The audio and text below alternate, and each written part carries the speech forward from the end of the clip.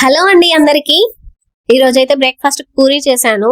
మా ఇంట్లో పూరి కర్రీ లేదే పూరి తినరండి. చిన్నప్పుడు అయితే మేము పప్పు వేసుకొని తినేవాళ్ళము, అసలు రొట్టి కూడా తినేవాళ్ళము, పప్పు లేకున్నా పర్లేదు. ఇప్పుడు అలా కాదు, పూరి కర్రీ ఉండాలి, అలాగే చేసిన ప్రతి పూరి కూడా పొంగాలి. పొంగకపోతే ఎందుకు పొంగలేదని ఎంక్వైరీలు వస్తాయి మళ్ళీ. నేను చిన్నగా ఉన్నప్పుడు అయితే కరకర అని పూరీలు ఎక్కడ ఉన్నాయని వెతుక్కొని తినేదాన్ని. ఇప్పుడు పూరీలు పొంగలేదంటే ఒక్కటే ఉంటుంది రీజను, పిండి ఏ షాప్ లో తెచ్చినావు, రెగ్యులర్ గా తెచ్చే షాప్ లో తేలేదా అని అడగడమే ఇంట్లో. ఎందుకంటే పిండి రిటర్న్ ఆన్సర్ ఇవ్వలేదు కదా, దానికి మాటలు రావు కదా, సో అట్లా చెప్పేయచ్చు అనమాట. మా ఆయన కూడా అవును కావచ్చు అనుకుంటాడు.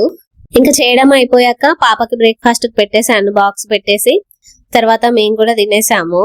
సాటర్డే వస్తే మా ఇంట్లో ప్యూర్ వెజ్ అండి, సో ఇంకా ఆ రోజు లంచ్ కి ఏం చేయాలని ఆలోచిస్తూ ఉండాలి.